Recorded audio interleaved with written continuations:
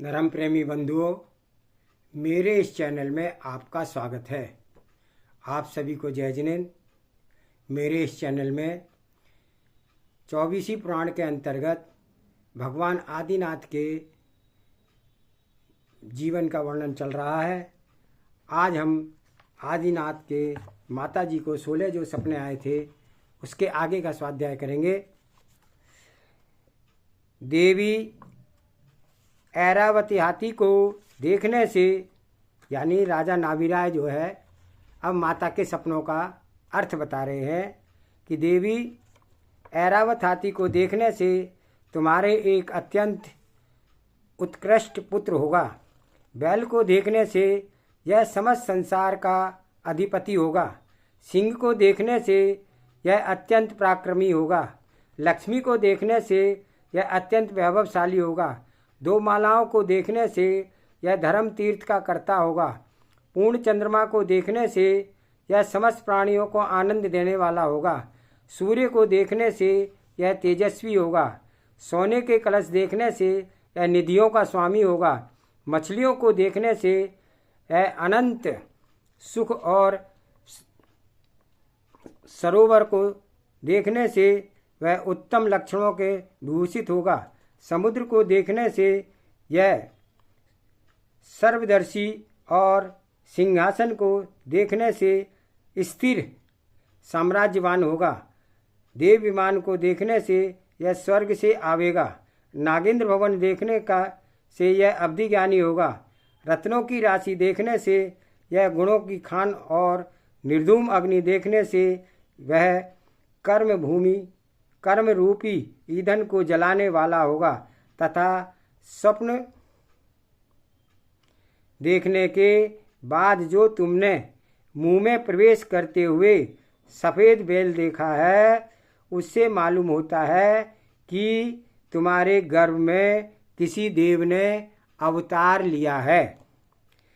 जब राजा नाभिराय मरुदेवी के सपनों का फल बता रहे थे तब देवों के आसन अकस्मात कंपायमान हुए, जिससे कि उन्हें भगवान विश्वनाथ के गर्भ में निश्चय हो गया। इंद्र की आज्ञा अनुसार दिक् कुमारियाँ तथा श्री, ह्रीम, धृति, कीर्ति, बुद्धि, लक्ष्मी आदि देवियाँ जिन माता महारानी मरुदेवी की सेवा के लिए उपस्थित हो गई। इंद्र आदि समस्त देवों ने आकर अयोध्यापुरी में खूब उत्सर्ग किया और उत्सव किया और वस्त्र आभूषण आदि से राजा नाभिराय की मरुदेवी की खूब सत्कार किया। जो रत्नों की धारा गर्भाधान के 6 माह पहले से बरसती थी वह गर्भाधान के दिनों में भी वैसी ही बरसती रही। इस तरह आषाढ़ शुक्ला द्वितीया के दिन उत्तरा नक्षत्र में वज्रनाभि अहमिंद्र सर्वार्थ सिद्धि से चयकर महादेवी आषाढ़ शुक्ला षष्ठी होना चाहिए, यहाँ पर आषाढ़ शुक्ला षष्ठी के दिन उत्तरा आषाढ़ नक्षत्र में वज्रनाभि अहमिंद्र ने सर्वार्थ सिद्धि से चयकर आषाढ़ शुक्ला द्वितीया, द्वितीया कृष्ण आषाढ़ कृष्ण द्वितीया उत्तर आषाढ़ नक्षत्र में वज्रनाभि अहमिंद्र सर्वार्थ सिद्धि से चयकर महादेवी मरुदेवी के गर्भ स्थान में स्थान पाया। जब भगवान माता के गर्भ में आए तब तीसरे सुषमा दुष्मा काल के 84 लाख पूर्व तथा 4 वर्ष 5.5 महीने बाकी थे।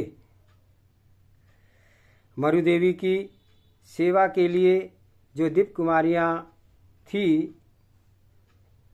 वह श्री, ह्री आदि देवियाँ आई थी।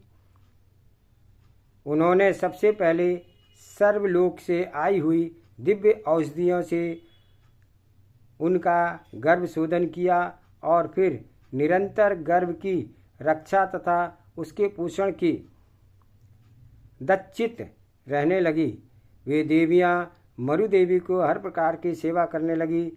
कोई शरीर में तेल का मर्दन करती, कोई उपटन लगाती, कोई नहलाती थी, तो कोई चंदन कपूर कस्तूरी आदि की सुगंधित द्रव्यों का लेप करती रहती थी, तो कोई बालों को संभालती थी, उन्हें सुगंधित फूलों से सजाती थी, कोई उत्तम वस्त्र पहनाती थी, कोई कंकण, केयूर, मंजीर आदि अनेक प्रकार के आभूषण पहनाती थी, कोई अमृत के समान अत्यंत मधुर भोजन कराती थी, कोई सिर पर छत्र लगाती थी, तो कोई आंगन में बुहारी लगाती थी, कोई मनोहर कविताओं की कहानियों को सहेलियों और समस्याओं के द्वारा अनेक चित्त अनुरंजित करती थी। इस तरह देवियों के साथ नृत्य, गीत आदि विनोदों के द्वारा मरु देवी का समय सुख से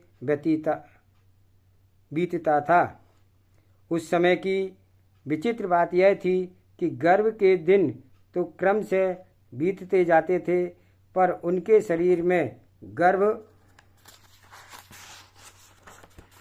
के कोई भी चिन्ह प्रकट नहीं हुए। ना पेट बड़ा था, ना मुख की कांति फीकी पड़ी थी, ना ही आँखों और स्तनों के भी कोई परिवर्तन हुआ था। जब धीरे धीरे गर्भ का समय पूरा हो गया, तब चैत कृष्ण नवमी के दिन उत्तम लगन में प्रातः काल के समय मरुदेवी ने पुत्र रतन का प्रसव किया। उस समय वह पुत्र सूर्य के समान मालूम होता था, क्योंकि जिस प्रकार सूर्य उदयाचल से प्राची दिशा में प्रकट होता है, उसी प्रकार भी महाराज नाविराय की महारानी मरुदेवी में प्रकट हुआ था। जिस तरह सूर्य किरणों का प्रकाशमान होता है तथा अंधकार को नष्ट करता है, उसी तरह वह भी मति श्रुति अवधि ज्ञान रूपी किरणों से चमक रहा था और अज्ञान तिमिर को नष्ट करता था। बालक रूपी बाल सूर्य को देख करके देवांगनाओं के नयन कमल विकसित हो गए थे और उनके हर्षालु रूप मकरंद झरने लगे थे। बालक की अनुपम प्रभा से समस्त पृथ्वी ग्रह में अंधकार रहित हो गया था। इसलिए देवियों ने जो दीपक जलाए थे वे केवल मंगल के लिए थे। उस समय तीनों लोकों में उल्लास मच गया था। कुछ क्षण के लिए नारकी भी सुखी हो गए थे। दिशाएं निर्मल हो गई थी, आकाश निर्मेघ हो गया था तथा नदी तालाब आदि का पानी स्वच्छ हो गया था। सूर्य की कांति फीकी पड़ गई थी, मंद सुगंध पवन बह रहा था। वन में एक साथ 6 ऋतुओं के शोभा प्रकट हो रही थी। घर घर उत्सव मनाए जा रहे थे। जगह जगह पर लय और ताल के साथ सुंदर सुगंधित हो रहे थे। मृदंग, वीणा आदि वादित्रों से मधुर शब्द समस्त गायन में गूंज रहे थे। मकानों की शिखरों पर कोई रंग की पताकाएं फहराई गई थी। सड़कों पर सुगंधित जल से छिड़काव किया जा रहा था, जल छिड़का जा रहा था, चंदन छिड़का जा रहा था और उत्तम उत्तम फूल बिखेरे गए थे और आकाश से तरह तरह के रत्न, मंदार, सुंदर मेरु, पारिजात, संतान आदि कल्प वृक्षों के फूल बरस रहे थे। इन सब से अयोध्यापुरी की शोभा बड़ी ही विचित्र मालूम होती थी। उस समय वहाँ ऐसा कोई भी मनुष्य नहीं था जिसका हृदय तीर्थंकर बालक का जन्म सुनकर के आनंद से उमड़ न रहा हो। देव, दानव, मृग, मानव आदि सभी प्राणियों के हृदय में आनंद की सागर लहरा रहा था। बालक के पुण्य प्रताप से भवनवासी देवों के भवनों में बिना बजाए ही शंख बजने लगे थे। व्यंतरों के भवन में भेरी के शब्द होने लगा था। ज्योतिषियों के भवन में सिंहनाद प्रतिद्वंदी हो उठे थे और कल्पवासी विमानों में घंटाओं के सुंदर शब्द होने लगे थे। सदगुरु जिनेन्द्र देव के सामने किसी दूसरे का साम्राज्य सिंहासन सुदृढ़ नहीं रह सकता। मानो वह प्रकट करते ही देवों के आसन हिल गए थे। जब इंद्र अपनी 1000 आँखों से भी आसन हिलने का कारण न जान सका, तब उसने अवधि ज्ञान रूपी लोचन खोला। तब उसे शीघ्र समझ आ गया कि अयोध्यापुरी में महाराज नाभिराय के घर प्रथम तीर्थंकर का जन्म हुआ है। यह जानकर इंद्र ने शीघ्रतापूर्वक सिंहासन से उठकर अयोध्यापुरी की ओर 7 कदम बढ़ाकर तीर्थंकर बालक को परोक्ष में ही नमस्कार किया और भगवान के जन्माभिषेक के अनुगम करने के लिए प्रशस्त भेरी बजाई। भेरी की गंभीर शब्द मानो चिरकाल सोए हुए समीचीन धर्म को जगाता हुआ तीनों लोकों में फैल गया था।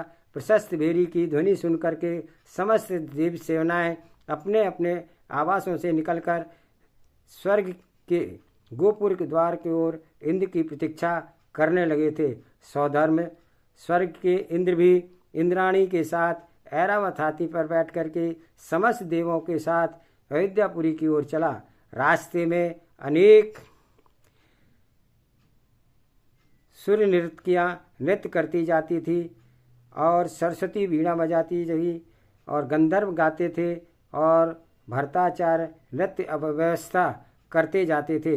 इस समय परस्पर संघर्ष से टूट टूट कर नीचे गिरते हुए मालाओं के मणियों से ऐसे मालूम होता था मानो ऐरावत हाथियों के पाद संचार से चूर्ण हुए रत्नों के टुकड़े ही हों। धीरे धीरे वह देव सेना आकाश से नीचे उतरी और कुछ प्रमुख जन नाभिराय के भवन के में पहुँचे और 3 प्रदक्षिणा दे करके उसके भीतर प्रविष्ट हुए। वहाँ राज मंदिर की अनूठी शोभा देखकर इंद्र बहुत ही हर्षित हुआ। जिन बालक को लाने के लिए इंद्र ने इंद्राणी को पृथ्वी गृह में भेजा और स्वयं आंगन में खड़ा हो गया। वहाँ जब उसकी दृष्टि माता के पास शयन करते हुए जिन बालक पर पड़ी तो उसका हृदय आनंद से भर गया। इंद्राणी ने उन्हें भक्तिभाव पूर्वक नमस्कार किया और फिर उस वह मरुदेवी को मायामयी नींद में अचेत कर उसके समीप माया निर्पित एक बालक को सुलाकर जिन बालक को बाहर ले आई और उस समय उसके आगे आगे दिक् कुमारियाँ अष्टमंगल लिए हुए चल रही थी। कोई जय जय शब्द कर रही थी और कोई मनोहर मंगल गीत गा रही थी। इंद्राणी ने जिन बालक को ले जाकर इंद्र को सौंप दिया। कहते हैं कि इंद्र 2 आँखों से बालक के सौंदर्य को देख करके संतुष्ट नहीं हुआ, इसलिए उसने उसी समय विक्रिया से 1000 आँखें बना ली। पर कौन कह सकता है कि वह 1000 आँखों से भी उन्हें देख करके संतुष्ट हुआ होगा। उस समय देव सेना ने जय जयकार शब्द से सिवा और कोई शब्द सुनाई नहीं पड़ रहा था। सौधर्म इंद्र ने उन्हें ऐरावत हाथी पर बैठाया और स्वयं उन्हें गोद में लेकर के अपने हाथों का आश्रय देता रहा। उस समय बालक वृषभनाथ के सिर पर ईशान स्वर्ग का इंद्र धवल छत्र लगाए हुए था और सनत कुमार महेंद्र कुमार इंद्र दोनों ओर चमर ढोल रहे थे तथा अवशिष्ट इंद्र और देव जय जयकार कर रहे थे। इसके अनंतर वह विशाल सेना आकाश मार्ग से सुमेरु पर्वत की ओर चली और धीरे धीरे चलकर 99,000 योजन उच्च सुमेरु पर्वत के पर पहुंच गई और सुमेरु पर्वत के शिखर पर जो पांडुक वन है उस वन में देव सेना को ठहराकर देवराज इंद्र उस वन के ईशान दिशा की ओर गया और वहाँ उसकी दृष्टि पांडुशिला पर पड़ी। वहाँ शिला स्फटिक मणि की बनी हुई थी, देखने में अर्धचंद्र के समान मालूम होती थी। 50 योजन बड़ी, 100 योजन लंबी और 800 योजन ऊंची थी। उसके बीच में एक रत्न खचित सोने का सिंहासन रखा था और उस सिंहासन पर दोनों ओर 2 सिंहासन और रखे हुए थे। इंद्र ने वहाँ पर वस्त्रांग जाति वृक्ष कल्प वृक्षों से प्राप्त हुए वस्त्रों से एक सुंदर मंडप तैयार करवाया। उसे अनेक तरह से रत्नों से चित्रित किया सजवाया गया। इसके अनंतर इंद्र ने जिन बालक को ऐरावत हाथी से गंडस्थल से उतार कर नीचे सिंहासन पर विराजमान कर दिया तथा बगल में दोनों आसनों पर सौधर्म और ईशान इंद्र बैठे थे। इन दोनों इंद्रों ने आसन को लेकर के क्षीर सागर समुद्र तक देवों की 2 पंक्तियां बन गई और वहाँ जो जल से भरे कलशे हाथों में लेकर के इंद्र के पास पहुँचते रहे और दोनों इंद्र ने विक्रिया से हजारों हाथ बना लिए और इसलिए उन्हें एक साथ 1000 कलशों से बालक का अभिषेक किया। जिन बालक के जन्म से ही अतुल्य बल होता है, इसलिए वे उस विशाल प्रचंड जलधारा से रंच मात्र भी विचलित नहीं हुए। यदि वह प्रचंड धारा किसी वज्र में पर्वत पर पड़ जाती तो वह खंड खंड हो जाता, पर वह प्रचंड जलधारा जिनेन्द्र बालक के पर फूलों से कलिकाओं के से भी लघु मालूम पड़ती थी। जब अभिषेक का कार्य पूरा हो गया तब उत्तम वस्त्र से जिन बालक के शरीर पहुँच करके इंद्राणी ने उन्हें तरह तरह के आभूषण पहनाए। मनोहर शब्द से अर्थ से भरे हुए अनेक स्तोत्रों के द्वारा देवराज ने उनकी खूब स्तुति की। भक्ति से भरी हुई देव नर्तकियाँ ने अति सुंदर अभिनय नृत्य किया और समस्त देवों ने उनका जन्म कल्याणक देख करके अपनी देव पर्याय का सफल माना। हे बालक, वृषभ यानी धर्म से शोभामान है, ऐसा देख करके इंद्र ने उसका नाम वृषभनाथ रखा। इस तरह इंद्र आदि देवमंडल ने मेरु पर्वत पर अभिषेक महोत्सव के समाप्ति पर पुनः अयोध्या में वापस आए और वहाँ उन्होंने जिन बालक को माता पिता की गोद में सौंपकर अभिषेक विधि की सब समाचार सुनाए और इसे सुनकर के उनके माता पिता अति आदि परिवार के लोग बहुत ही प्रसन्न हुए। और उसी समय इंद्र ने आनंदोद्यत नाम का एक नाटक किया जिसमें उसने अपनी अनूठी नृत्य कला के द्वारा समस्त दर्शकों को चित्त को मोहित कर लिया।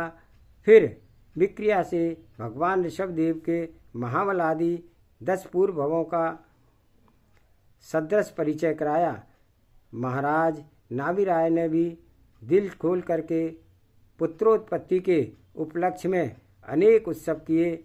उस समय अयोध्यापुरी की शोभा एक एवं सजावट के सामने कुबेर की अलकापुरी और इंद्र की अमरावती भी बहुत फीकी मालूम होती थी। जन्माभिषेक का उत्सव पूरा कर देव और देवेंद्र अपने अपने स्थान पर चले जाते हैं। जय जिनेन्द्र। आज के स्वाध्याय में इतना ही, आगे का स्वाध्याय कल करेंगे। आज हमने बालक आदिनाथ के जन्म के बारे में पढ़ा और किस प्रकार से आदिनाथ बालक के जन्म होते ही जो है इंद्र का आसन कंपायमान हुआ और इंद्र ने आकर उनका पांडुशिला पर अभिषेक किया। इस प्रकार से हम इसका चिंतन करें, मनन करें और अपने कर्मों का क्षय करके मोक्ष मार्ग के लिए आगे बढ़ें। जय जिनेन्द्र। आशा है आप लाइक करेंगे, सब्सक्राइब करेंगे, शेयर करेंगे ताकि जन जन का हित हो। जय